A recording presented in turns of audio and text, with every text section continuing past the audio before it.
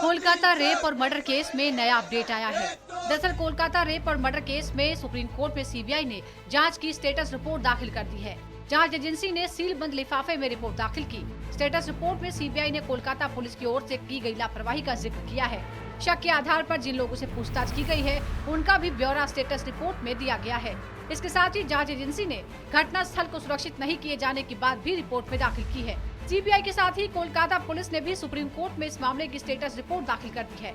इसमें पुलिस द्वारा की गई जांच में लापरवाही के आरोपों से बचाव करते हुए घटना के दिन का ब्यौरा पेश किया गया है। कोलकाता में मौजूद सीबीआई की एक टीम ने एडिशनल डायरेक्टर और डीएसपी के नेतृत्व में इस रिपोर्ट को तैयार किया है। अब यह भी जानना जरूरी है कि इस केस में अभी तक क्या क्या हुआ है। सीबीआई ने पिछले 6 दिनों में 2 लोगों से पूछताछ की है। पहला मुख्य आरोपी संजय रॉय तो दूसरा पूर्व प्रिंसिपल संदीप घोष।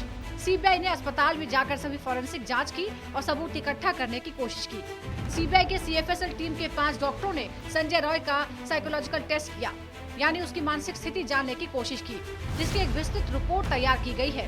ये टेस्ट इसलिए करवाया गया है ताकि जांच एजेंसी ये सुनिश्चित कर सके कि क्या आरोपी संजय रॉय के बयानों पर विश्वास किया जा सकता है। सीबीआई ने इस एंगल पर भी जांच की है कि क्या वारदात में अकेले संजय रॉय ही शामिल था या एक से ज्यादा आरोपी हैं। सीबीआई ने अस्पताल यानी क्राइम सीन पर कई बार विजिट किया और एक्सपर्ट्स के साथ सैंपल इकट्ठा किए। साथ ही स्पॉट की मैपिंग भी की गई है। अस्पताल के सीसीटीवी फुटेज जिसमें वारदात से पहले और बाद में आरोपी संजय रॉय की मूवमेंट दिखी है, उसके आधार पर रिपोर्ट तैयार की गई है। क्राइम सीन पर बहुत सारे फुटप्रिंट्स भी मिले हैं, क्योंकि घटना के बाद क्राइम सीन को सुरक्षित नहीं रखा गया था। इसके अलावा आसपास रेनोवेशन हुआ, जिसकी वजह से काफी एविडेंस डिस्ट्रॉय होने का भी शक है। पूर्व प्रिंसिपल संदीप घोष को लेकर सीबीआई इन एंगल पर जांच कर रही है। संदीप घोष ने जल्दबाजी में परिवार को क्यों कहा कि उनकी बेटी ने सुसाइड कर लिया है? क्या जानबूझकर इस तरह की बात कही गई जिससे हत्या को छुपाया जा सके, सबूत मिटाए जा सके? आखिर क्यों पुलिस को जानकारी देने से पहले संदीप घोष ने अस्पताल स्टाफ के साथ मीटिंग की?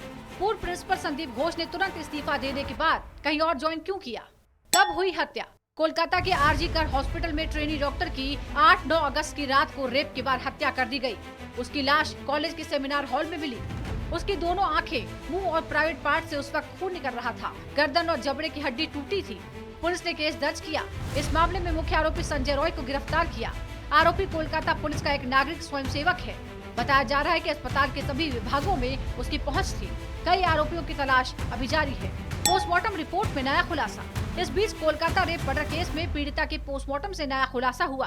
पुलिस ने ट्रेनी डॉक्टर के परिवार को 12 अगस्त को पोस्टमार्टम की रिपोर्ट सौंपी थी, जिसमें बताया गया कि 8-9 अगस्त की रात रेप और मारपीट के बाद डॉक्टर की गला और मुंह दबाकर हत्या हुई।